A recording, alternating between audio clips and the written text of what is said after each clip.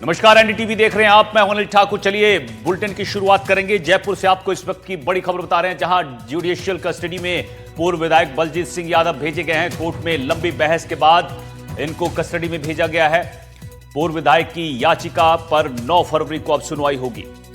बलजीत यादव ने गिरफ्तारी को चुनौती दी है और लंबी बहस के बाद उनको अब जुडिशियल कस्टडी में भेजा गया है। को पेश किया और जैसी मांगा, उसके बाद इनकी तरफ से, बलजीत यादव की तरफ से तर्क रहा कि मेरी जो कस्टडी है वो इल्लीगल है। और सबसे इम्पोर्टेंट बात यह है कि यहाँ इल्लीगल कस्टडी के बारे में आर्गुमेंट हुआ और उस आर्गुमेंट के बाद ईडी की तरफ से जवाब पेश करने के लिए समय चाहा गया। इसके बाद माननीय न्यायालय ने 10 तारीख तक जेसी में तारीख दी और 9 तारीख तक ईडी को जवाब पेश करने के लिए कहा। 9 तारीख ईडी की जवाब पेश करने की है और उसके बाद इस मामले में इल्लीगल कस्टडी की प्रार्थना पत्र पर फैसला। दीपक चावला हमारे सहयोगी हमारे साथ जयपुर से लाइव जुड़ गए हैं। दीपक, पूर्व विधायक बलजीत यादव को जुडिशियल कस्टडी में भेजा गया है और लंबी बहस चली है, क्या कुछ अपडेट है आपके पास?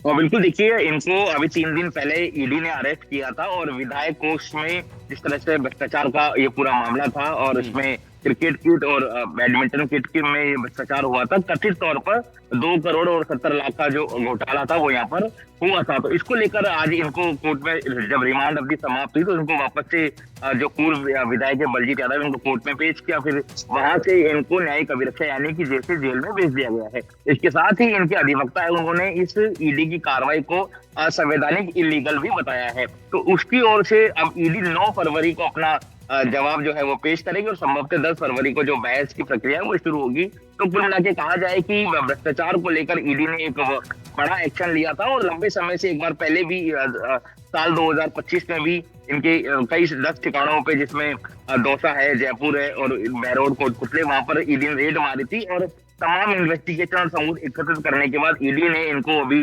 3 दिन पहले अरेस्ट किया था और इनसे पूछताछ हुई। पूछताछ में ईडी ने काफी हद तक जो है वो सूत्र बता रहे कि काफी इनसे पूछताछ में खुलासा किया है कि इन्होंने पैसे कहाँ मंगाए, किस किस खाते में मंगाए, किन रिश्तेदारों के खाते में मंगाए। तो इस तरह से ईडी की जब पूछताछ पूरी हो गई तो आज इन्हें कोर्ट में पेश किया गया, जहां से कोर्ट ने इसको जेल जो है वो भेज दिया गया है। हालांकि इनके जो अधिवक्ता है वो उनका कहना है कि इलीगल है, तो उस पर जो है ईडी आधार क्या दीपक इलीगल कह रहे हैं? बलजीत यादव खुद कह रहे हैं कि उनकी कस्टडी इलीगल है और वकील भी यही कहते हुए सुने गए। क्या आधार है उनके पास कि जिसके आधार पर बलजीत यादव ये कह रहे हैं कि उनकी गिरफ्तारी गलत है? बिल्कुल देखिए, ईडी जिस पहलू पर जांच कर रही है उसमें ये था कि जो टेंडर जो हुआ था उसमें जो क्रिकेट किट जो है वो डबल रेट में, यानी कि एक बैट की कीमत जो है वो लगभग 15,000 रुपए आकी गई थी। तो इस तरह से डबल रेट में जो है वो भ्रष्टाचार हुआ था और फिर उसको इस तरह से पैसे में जो गालमेल है वो हुआ था। जबकि इनका अपने ओर से ये कहना है कि मैंने इस तरह का कोई भ्रष्टाचार नहीं किया, किसी भी फर्जी फर्म को इस तरह से मैंने टेंडर नहीं दिया जिससे मुझे फायदा हो। तो इनका सिर्फ ये कहना है कि भाई इन्होंने किसी प्रकार का कोई भ्रष्टाचार नहीं किया है। हालांकि ठीक है, तो यानी यहां पर बलजीत यादव कह रहे हैं कि मुझ पर झूठे आरोप है। बहुत बहुत शुक्रिया आपका, लेकिन अब एक बार फिर उनको जुडिशियल कस्टडी में भेज दिया गया है और उन्होंने अपनी गिरफ्तारी को चुनौती दी थी। आगे बढ़ते हैं, जयपुर से आपको बड़ी खबर बताते हैं। मदन दिलावर के बयान पर राजनीति गर्मा गई है। कांग्रेस नेता प्रताप सिंह खाचरियावास ने पलटवार किया है। दिलावर ने, आपको बता दें, सोनिया गांधी पर विवादित बयान दिया था। बाटला हाउस एनकाउंटर के समय सोनिया गांधी रो रही थी, ये दिलावर ने कल अपने बयान में जिक्र किया था। और उसके बाद अब यहां पर पूर्व मंत्री हैं प्रताप सिंह खाचरियावास, कांग्रेस नेता हैं, उन्होंने पलटवार किया है दिलावर पर और निशाना साधा है। तो जयपुर से आपको बड़ी खबर बता रहे हैं। और मित्रों, कांग्रेस के राज में वहां तो जब आतंकवादी मारे जाते थे तो कांग्रेस के लोग रात भर रोते थे। उसका उदाहरण बताता हूं मैं। बाटला हाउस में जब आतंकवादी मारे गए तो सोनिया गांधी रात भर रोई।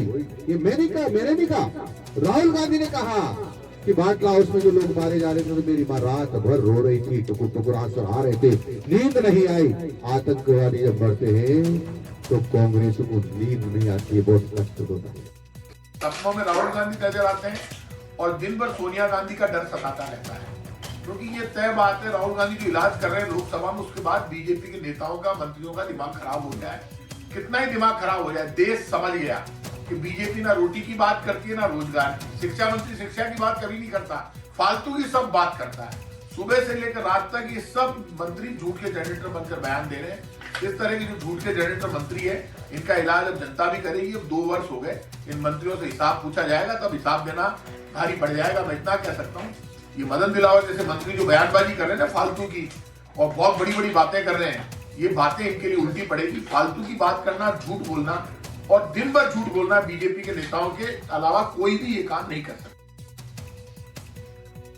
चलिए आगे बढ़ते हैं। सवाई माधोपुर से आपको बड़ी खबर बताते हैं। कोडियाई हत्याकांड पर खुलासा हुआ है। आरोपी रामलाल जोगी को गिरफ्तार किया है। हत्या कर यहां पर जेवरात भी बरामद किए गए हैं।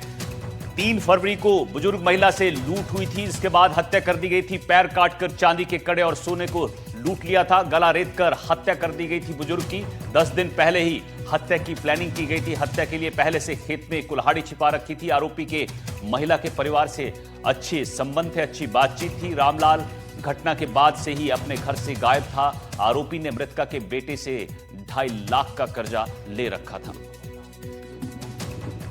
तो बड़ा घटनास्थल है, उस घटनास्थल की टोपोग्राफी के बारे में भी वो सब जानता था, कहाँ किसका खेत है, ठीक है, जो मृतका है वो कहाँ पे बकरी चराती है, और जो उसने वारदात को अंजाम दिया वो भी वही था। वो गया है वहाँ और उस मृतका के साथ बैठ के उसने बीड़ी पी है, क्योंकि मृतका उसको जानती थी, तो उसको किसी प्रकार से कोई शक या डाउट वहाँ नहीं था। और बीड़ी पीने के बाद फिर उसने मृतका के सिर पे वार किया, और जब मृतका बेहोश होगी तो उसके पैर काट के और उसने कड़े और जो उसके सोने के पेंडल थे उसने निकाल लिए। और बाद में जब उसको लगा कि मृतका भी मरी नहीं है, तो उसने फिर उसके गले पे वार किया।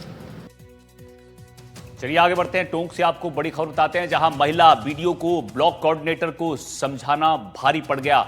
महिला विकास अधिकारी को धमकी दी गई है। बीडीओ को जान से मारने की धमकी दी गई है। ऑफिस में भी अभद्र व्यवहार किया गया है। कोतवाली में विकास अधिकारी ने मामला दर्ज करवाया है। पुलिस मामले की जांच में जुटी है। पंचायत समिति टोंक का पूरा मामला है।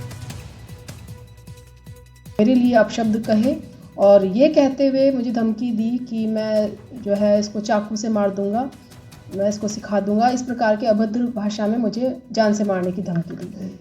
चोटी पकड़ने की बात? जी कि ये इसको मैं चोटी पकड़ के बाहर निकाल दूंगा और चाकू से इसको मैं जान ले लूँगा इसकी।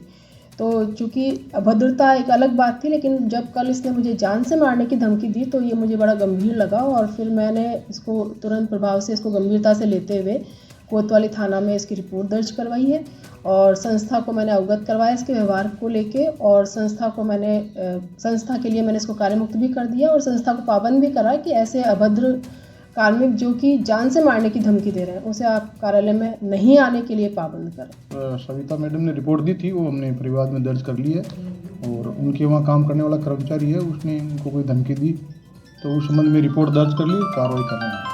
पुलिस कितने गंभीर है जो धमकी किस तरह की दी? नहीं, उसे कल ही बात कर ली थी, वो था नहीं, वो बुलाया मैंने उसको, जल्दी कार्रवाई करेंगे। तो खबर बता रहे हैं, जहां बीडीओ को जान से मारने की धमकी दी है, महिला विकास अधिकारी को यह धमकी दी गई थी। अब मामला दर्ज कराया, पुलिस मामले की जांच में जुटी है। टोंक से आपको एक खबर बता रहे हैं, जहां महिला बीडीओ को ब्लॉक कोऑर्डिनेटर को यहां पर वो समझा रही थी, लेकिन समझाना उनको महंगा पड़ गया। उनको उल्टी धमकी मिली है जान से मारने की। ऑफिस में अभद्र व्यवहार वीडियो से किया गया और अब यहां पर मामला दर्ज कराया गया है। पुलिस पूरे मामले की जांच में जुटी है। पंचायत समिति टोंक का पूरा मामला है, जहां बीडीओ को धमकी दी गई है। रवीश टेलर हमारे सहयोगी हमारे साथ फोन लाइन पर जुड़ गए हैं। रवीश, टोंक में पंचायत समिति है, यहां बीडीओ को धमकी दे दी है और वो भी कोऑर्डिनेटर, ब्लॉक कोऑर्डिनेटर है, उनको वो समझा रही थी। उसी दौरान कुछ विवाद होता है, क्या कुछ पूरा मामला है, समझाइए, क्या बातचीत दोनों में हुई और जिसके बाद ये धमकी दी गई? इस तरह की जो जानकारी आई है, जो एक पत्र सामने आया है, जो रिपोर्ट दी गई है, उसके आधार पर ये माना जा रहा है कि विकास अधिकारी जो है सरिता राठौर, उन्हें जो है कोई एक कर्मचारी था जो किसी एनजीओ के थ्रू जो है एक मॉनिटरिंग में लगा हुआ था इनके यहाँ पर, उसे लगातार उसकी शिकायतें मिल रही थी, वो एब्सेंट रहता था और आके प्रेजेंट कर देता था। इस तरह की घटना इन दिनों में देखने को मिली। उसके बाद शुक्रवार की घटना बताई गई जिसमें वो कर्मचारी आता है और अपनी प्रेजेंट कर देता है एब्सेंट वाले डे पे भी। तो उस सूरत में जब विकास अधिकारी सरिता राठौर से समझाने की कोशिश करती है तो जो रिपोर्ट में लिखा गया है उस आधार पर जो है चोटी पकड़ने की, जान से चाकू मारने की, इस तरह की धमकियां दी गई है। उसके बाद में जो है वहाँ माहौल बिगड़ जाता है, भीड़ भी इकट्ठी हो जाती है।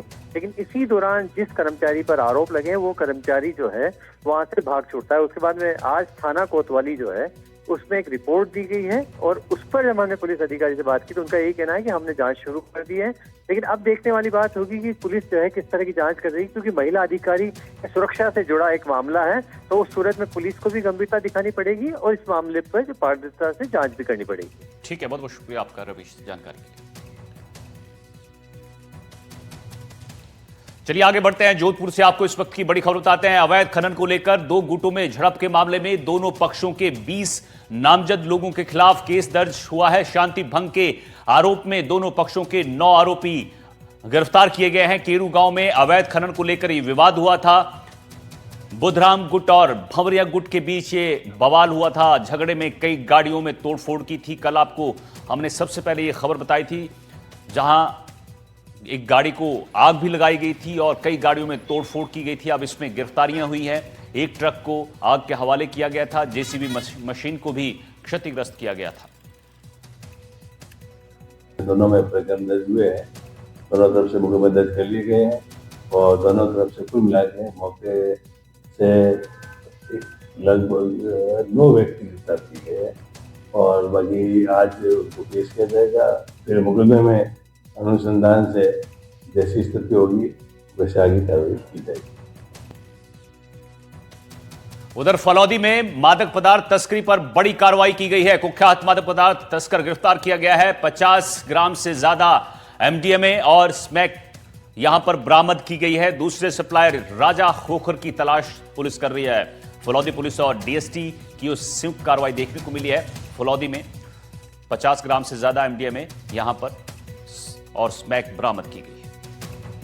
प्रभावी कार्रवाई के तहत जिला स्पेशल टीम के सहयोग से मजीद खान खोकर व सनोप शकूर खान निवासी मला रोड कमला भवन के सामने से मजीद खान के घर से उसके कब्जे से 50.44 ग्राम अवैध एमडीएमए व 1.7 ग्राम अवैध स्मैक जब्त कर नियमानुसार मजीद खान को गिरफ्तार कर प्रकरण पंजीबद्ध किया गया है। आरोपी को माननीय न्यायालय में पेश कर पुलिस रिमांड प्राप्त किया गया है। अग्रिम अनुसंधान सुरेंद्र कुमार SHO नोक द्वारा किया जा रहा है। चलिए आगे बढ़ते हैं। प्रतापगढ़ से आपको बड़ी खबर बताते हैं। तेज रफ्तार ट्रेलर का कहर देखने को मिला है। यहां बाइक सवार छात्र को टक्कर मारी है। हादसे में छात्र की मौके पर ही दर्दनाक मौत हो गई है। आक्रोशित लोगों ने सड़क पर जाम लगाया है। ठेकेदार को मौके पर बुलाने की मांग की जा रही है।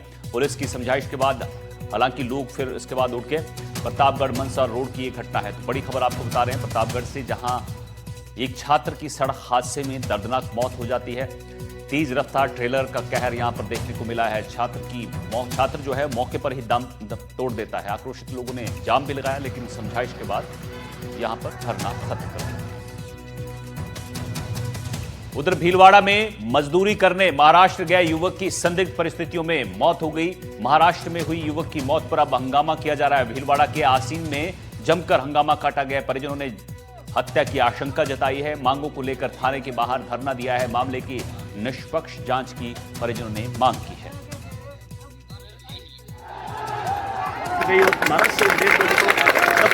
वापस निकाल कर आज यहाँ लाइए और हमारी मुख्य मांगे है कि रीट पोस्टमार्टम हो और मुआवजा मिले, उचित पीड़ित परिवार को न्याय मिले और अपराधी को कड़ी से कड़ी सजा मिले।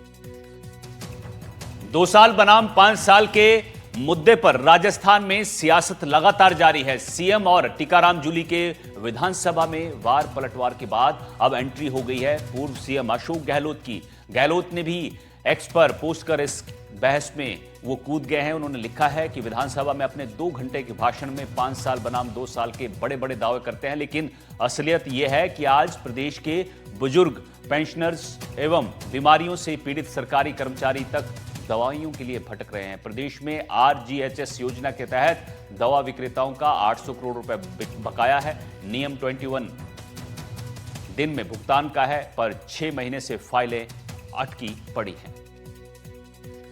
नतीजा यह है कि बुजुर्ग पेंशनर्स मेडिकल स्टोर्स से खाली हाथ लौट रहे हैं और उन्हें नए सिरे से महंगे निजी इलाज का बोझ उठाना पड़ रहा है। सत्ता की कुर्सी पर बैठकर पिछली सरकार को कोसना आसान है, लेकिन जनता को मिल रही सुविधाओं को चालू रखना कठिन है। तो यह पूर्व मुख्यमंत्री अशोक गहलोत ने सरकार पर निशाना साधा है।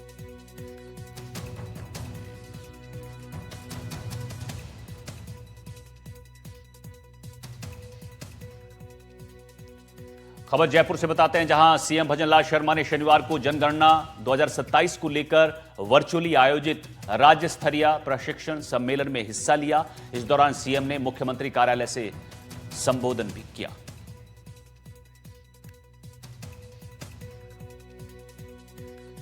तो मुख्यमंत्री भजनलाल शर्मा ने जनगणना 2027 को लेकर वर्चुअली आयोजित राज्य स्तरीय प्रशिक्षण सम्मेलन में हिस्सा लिया और ये तस्वीरें देख सकते हैं। और इस दौरान सीएम ने सबको संबोधित भी किया।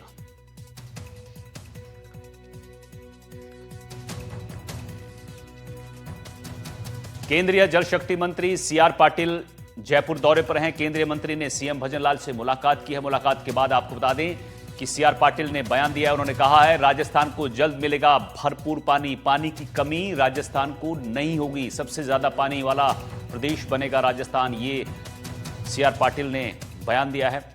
और ये तस्वीरें उस वक्त की जब मुख्यमंत्री से उन्होंने मुलाकात की और किस तरह से यहां पर मुख्यमंत्री ने उनका स्वागत किया है। 7,000 करोड़ से लेकर 1 लाख तक का 1 लाख करोड़ तक का इसके अंदर बजट है। और मैं तो कई बार कह चुका हूं कि आज सबसे कम पानी ये आपके यहाँ है, राजस्थान में है, मगर आने वाले दिनों में सबसे ज़्यादा पानी राजस्थान के पास होगा। ये मुझे विश्वास है। आपके मुख्यमंत्री बहुत ही बार बार दिल्ली आते हुए पानी के लिए वो कुछ ना कुछ लेके ही आते हैं, लेके ही जाते हैं वापस। तो उनका जो फोर्सफुली वो काम के पीछे लगे हैं तो परिणाम जरूर आएगा। हमारे अध्यक्ष जी भी उनके साथ जुड़ जाते हैं और दबाव डालते हैं। दौसा से खबर बताते हैं, जहां बांदी कुई विधायक भागचंद टांकड़ा का बयान सामने आया है। पूर्व विधायक की पत्नी पर उन्होंने तंज कसा है। पानी के बहाने पूर्व विधायक की पत्नी को उन्होंने घेरा है। पुरानी सरकार में तलाक की बातें कही जाती थी, ना तो पानी आया ना ही तलाक के कागज आए। तो बांदी कोई विधायक भागचंद टांकड़ा हैं, उन्होंने पूर्व विधायक की पत्नी पर तंज कस दिया है और पानी के बहाने उन्होंने ये निशाना साधा है। बड़े बड़े वादे हुए थे साहब पिछली सरकार में। बड़े चौक पे ये कहा गया था कि अगर पानी नहीं आया तो मैं तलाक दे दूंगी। तो तलाक दे दूंगी, तो वो ना तो तलाक आई और ना पानी आया। पूरा 5 साल निकल गया और ना हमने कोई तलाक की बात की। हमने कहा कि हम पूरी मेहनत करेंगे। और उसमें जो 2 नंबर का फर्जीवाड़े से बिल उठाया जा रहा था, उस बिल पे भी रोक लगा दी। जो बोरिंगों से पानी लिया जा रहा था, टैंकरों से लिया जा रहा था, उस पर भी हमने बोरिंग का पानी तो हमने बंद ही कर दिया। उधर दौसा में कृषि मंत्री किरोड़ीलाल मीणा का जो चिर परिचित अंदाज है वो एक बार फिर देखने को मिला। उनका डांस का वीडियो सोशल मीडिया पर वायरल है। आपको बता दें कि कांग्रेस विधायक डीसी बैरवा के नाम से यहां पर गीत भी गाए गए हैं। गायक और कलाकारों ने गाने गाए हैं और उसी वक्त यहां पर थिरकते हुए किरोड़ीलाल मीणा तस्वीरों में आपको नजर आ रहे हैं।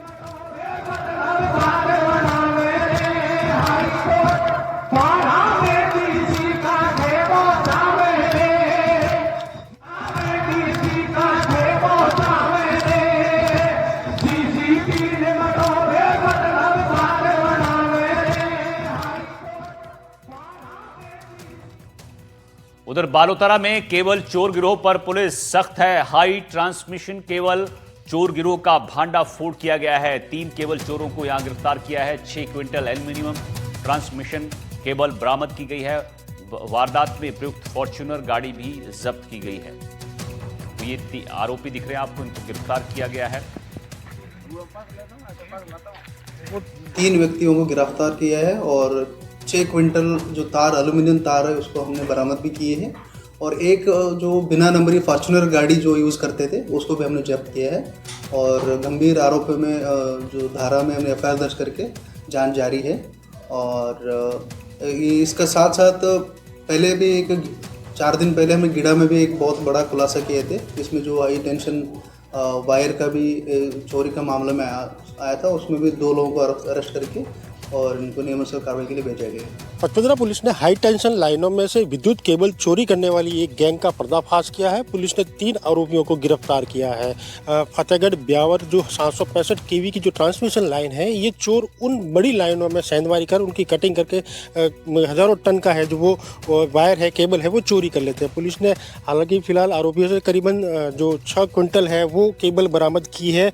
और चूंकि जो विद्युत ट्रांसमिशन का जो लाइन का जो काम है वो अभी भी प्रगति पर है, ऐसे में ये चोर गिरोह है सुनसान इलाकों में देर रात को अत्याधुनिक गाड़ियों के साथ में उन इलाकों में जाते थे और एक पूरे गिरोह है जो काम करता है और उन केबल को काट के फिर कबाड़ में औने पौने दामों में बेचकर पैसे कमा रहे हैं। लगातार शिकायतें मिलने के बाद में पचपदरा पुलिस द्वारा एक टीम गठित की गई और लगातार पेट्रोलिंग करने के बाद में 3 जो आरोपी है वो पुलिस के हत्थे चढ़े हैं। पुलिस ने आरोपियों से पुलिस है वो लगातार पूछताछ कर रही है और उनके पास से अभी तक 6 क्विंटल है वो एल्यूमिनियम केबल है वो बरामद की गई है और उन्होंने कहां से इस केबल को बेचा है उसको लेकर भी पुलिस अब तफ्तीश कर रही है और इस गैंग में और कौन कौन लोग शामिल है उसको लेकर भी अब पूछताछ की जा रही है। उधर अजमेर में चोरों के हौसले इतने बुलंद है कि दिन दहाड़े बाइक चोरी कर ले रहे हैं। घर के बाहर से बाइक चोरी की गई है। पुष्कर के मिश्रा मोहल्ला क्षेत्र में ये वारदात को अंजाम दिया गया है, जिससे अब जो स्थानीय लोग हैं वो आक्रोशित हैं। चोर बेखौफ नजर आ रहे हैं अजमेर में और अलग अलग जगह चोरी की वारदात को आसानी से यहां पर वो अंजाम दे रहे हैं। ये तस्वीरें देखिए किस तरह से यहां पर एक घर के बाहर से बाइक को चोरी कर यहां से फरार हो जाते हैं। ये चोर जो हैं ये अजमेर पुलिस को चुनौती देते हुए इन तस्वीरों नजर आ रहे हैं। उधर फलौदी में खीचन गांव में अज्ञात बीमारी का कहर देखने को मिला है। बीमारी से 2 दर्जन भेड़ों की मौत हो गई है। 50 से ज्यादा भेड़ें बीमार हैं। उपचार के बाद भी यहां मौत का सिलसिला नहीं थम रहा है। तो फलौदी में भेड़ों में अज्ञात बीमारी का कहर देखने को मिल रहा है। 2 दर्जन भेड़ें जो हैं उनकी मौत की खबर मिल रही है और 50 से ज्यादा भेड़ें बीमार हैं और उपचार करने के बाद भी यहां पर जो मौत का सिलसिला है वो थम नहीं रहा है। लगातार भेड़ों की मौत हो रही है। स्टार्टिंग में हमने इसके अंदर कोई ज़्यादा कोई कुछ नहीं देखा। निम्फो में ये निमोनिया की कंडीशन दिख रही थी, टेम्परेचर हाई दिख रहा था। उसके बाद में धीरे धीरे कुछ 5-7-10 भेड़ों में इसमें जो मजल होती है जबड़े में यहाँ पे सूजन आनी स्टार्ट हुई थी और वो एम्फाइसीमा कंडीशन उसमें गैस भरी हुई थी। हमने उसको ब्लू टंग के लक्षण के अकॉर्डिंग देखा तो फिर को उसका भी लक्षण हमें नहीं मिला। तो हमें भी उसमें डाउट था कि ये बैक्टीरियल इन्फेक्शन है, कोई वायरल इन्फेक्शन है या प्रोटोजोल इन्फेक्शन है। उसकी जाँच के लिए हमने राजवास इनको भेजा, वहाँ अब रिपोर्ट आएगी उसके बाद में हम उसका ट्रीटमेंट करेंगे। नॉर्मल ट्रीटमेंट अभी इनका चल रहा है। वहाँ से हमें जो सजेस्ट की गई है उसके अकॉर्डिंग 2 दिन से इनका ट्रीटमेंट जारी है। जयपुर से खबर बताते हैं, जहां मोरपाल सुमन के जवाब से मदन राठौर संतुष्ट नहीं है। अनुशासन समिति को सुमन का जवाब भेजा गया है। उपचुनाव में अंता से बीजेपी प्रत्याशी रहे मोरपाल और चुनाव हारने के बाद उनकी चिट्ठी वायरल हुई थी। चिट्ठी में स्थानीय नेताओं पर गंभीर आरोप लगाए थे उन्होंने। मदन राठौर ने नोटिस देकर 3 दिन में जवाब मांगा है। मोरपाल ने मदन राठौर को अपना जवाब भेजा है। मैं संतुष्टि की बात नहीं कर रहा हूँ। हमारे यहाँ एक प्रक्रिया है। हमारी पार्टी में अनुशासन समिति निर्णय लेती है, अध्यक्ष निर्णय नहीं लेता। अध्यक्ष ने नोटिस दिया, नोटिस का जवाब आया, वो अनुशासन समिति के अध्यक्ष को सौंप दिया। वो उसकी विवेचना करेंगे, उनके तथ्यों की जानकारी प्राप्त करेंगे, कैसे हुआ, क्यों हुआ, किसने किया। हमारा एक ये कहना है कि किसी भी हमारे कार्यकर्ता को, नेता को विद इन द पार्टी खुल के बात करने का अधिकार है। हमारे यहाँ लोकतंत्र है, आंतरिक लोकतंत्र है, लेकिन सीधा ही प्रसारित कर देना, उसकी सत्यता का आंकलन किए बिना, ये ठीक नहीं है। तो अनुशासन समिति को हमने भेजा है, वो उसकी विवेचना करेगी और निर्णय करेगी। अंता उपचुनाव में बीजेपी के प्रत्याशी रहे मोरपाल सुमन ने अपना 3 दिन के बाद जवाब प्रस्तुत किया और उस जवाब को लेकर अब बीजेपी प्रदेशाध्यक्ष मदन राठौड़ ने साफ तौर पे कहा है कि कोई भी अगर पार्टी के अंदर अनुशासनहीनता करेगा तो उसके खिलाफ कार्रवाई की जाएगी और साथ ही जो है ये पूरा मामला अब अनुशासन समिति के पास भेज दिया गया है। इससे पूर्व के अंदर भी अनुशासन समिति के पास ऐसे ही कई मामले हैं वो भेजे गए हैं, लेकिन आज भी वो मामले ठंडे बस्ते में पड़े हुए दिखाई दे रहे हैं। जयपुर से सहयोगी जसराज के साथ वीरेंद्र सिंह शेखावत, एनडीटीवी। यहाँ रुकेंगे छोटे से ब्रेक के लिए।